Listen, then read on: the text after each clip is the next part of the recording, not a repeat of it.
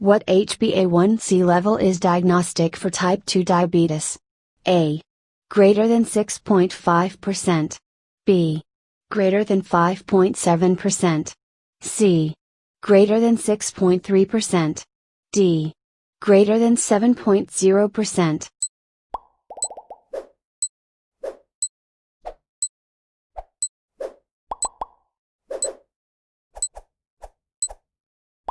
The answer is A.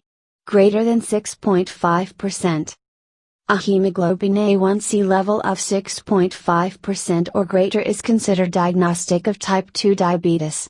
A HbA1c level of less than 6.5% does not exclude a diagnosis of diabetes, however, and should be looked at alongside fasting blood glucose and oral glucose tolerance testing. What is the most common cause of hyperthyroidism? A. Hashimoto's thyroiditis. B. Toxic nodular goiter. C. Graves' disease. D. Thyroid storm.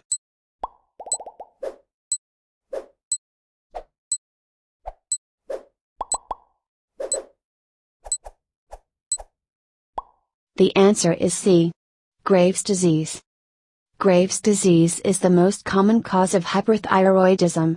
Graves' disease is an autoimmune condition in which antibody is produced against the thyroid-stimulating hormone, TSH, receptor, which binds to receptors, resulting in continuous stimulation of the gland to synthesize and secrete excess quantities of the thyroid hormones T4 and T3.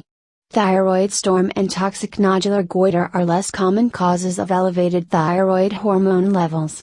Hashimoto's thyroiditis is the most common cause of hypothyroidism. What is the most common sign of primary hyperparathyroidism? A. Elevated serum phosphorus. B. Depressed serum calcium. C. Elevated serum calcium. D. Depressed serum potassium.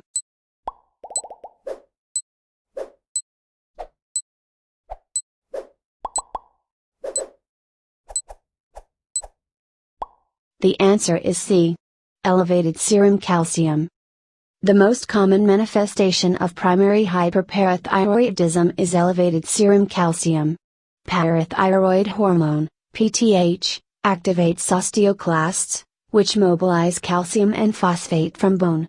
PTH also increases renal tubular absorption of calcium and inhibits the reabsorption of phosphate, resulting in elevated blood calcium levels while maintaining normal phosphate levels. High PTH has no significant direct effect on potassium levels. A male client presents to the outpatient clinic for care for recently diagnosed hyperparathyroidism. He has been undergoing care for this condition. The nurse recognizes this patient will be at risk for several clinical manifestations. All of the following are signs and symptoms associated with hyperparathyroidism except A. Skeletal pain and backaches. B. Painful muscle cramps and tremors. C. Delirium and confusion. D. Kidney stones and urinary tract infections. E. Shortened QT interval on ECG.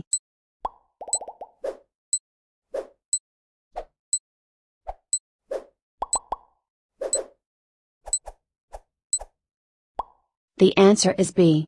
Painful muscle cramps and tremors. Painful muscle cramps and tremors are associated with low calcium levels, which is indicative of hypoparathyroidism.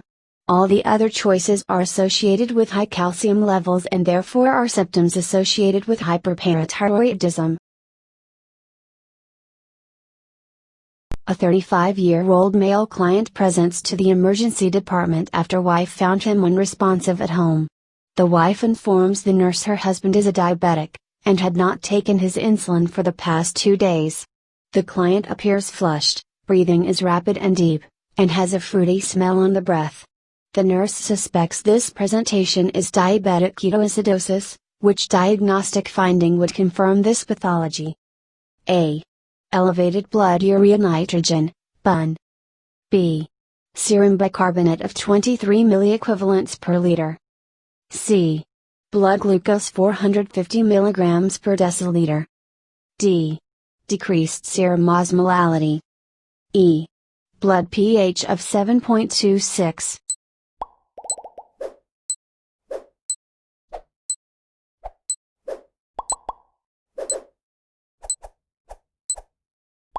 The answer is E. Blood pH of 7.26. The acidic pH is what is most consistent with the diagnosis of diabetic ketoacidosis, DKA. A pH of less than 7.30 is what is seen in DKA.